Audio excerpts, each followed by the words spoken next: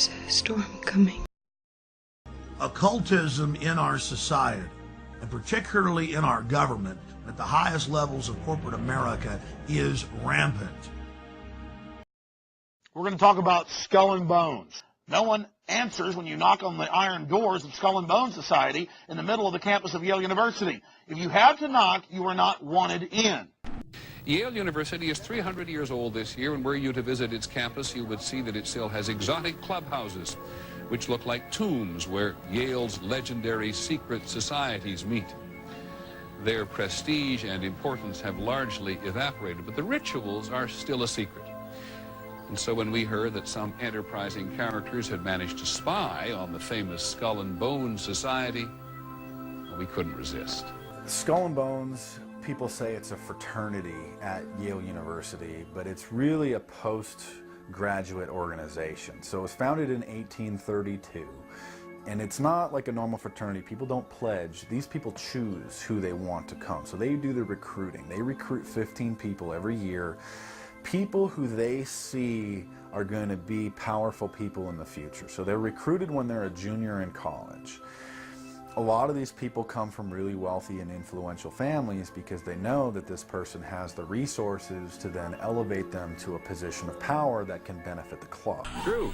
Famous alums include senators John Kerry and John Chafee, to name two, cabinet secretaries such as Averell Harriman, and 3 presidents, William Taft, George Bush, and George W. Bush, who's been reluctant to talk about Skull and Bones. Does it still exist?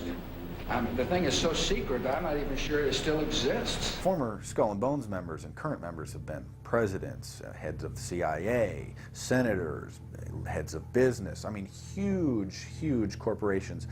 These people have the network that brings them to such a position of power that most people could only dream of. Both were members of Skull and Bones, a secret society at Yale. What does that tell us? Not much, because it's a secret. Is there a secret handshake? Is there a secret code? I wish there were something secret I could manifest. 322, a secret number? There are all kinds of secrets, Tim. You were both in Skull and Bones, the secret society. It's so secret we can't talk about it. What does that mean for America? The conspiracy theorists are going to go wild. I'm sure they are. I don't know. I haven't seen the web. Number 322? The video shows the neophytes, or initiates, kissing a skull, then performing a mock human sacrifice. Horrific screams caught on tape include chants of, "The devil equals death, death equals the devil." This is an elaborate, occult, ritualistic entry into this group that they are now a member of for life. The reality of this behavior is never revealed to the public, as the media keeps any revelations quiet. Unfortunately, these type of activities continue to this day. And I recognize I'm not going to be invited to Renaissance Weekend or that Bohemian deal where Newt, Rush, and Dick all sit in a teepee naked beating on tom-toms. What is the Bohemian Grove? Well, it's a kind of summer camp for the powerful, an all-male gathering in great secrecy. Stories about what happens in these redwoods are hard to come by. A campground statue reminds Bohemians to keep their mouths shut about the grove. With this ceremony called the cremation of care, that begins the 2-week encampment where the body of dull care, symbolizing woes and concerns, is burned on an altar in front of a big owl statue. When that ceremony ends, they all start to cheer and yell. Great owl of Bohemia, we thank thee for thy adjuration. Begone, dull care. Fire shall have its will of thee. Begone, dull care, and all the winds make merry with thy ducks. Hail, fellowship's eternal flame. Once again, midsummer sets us free.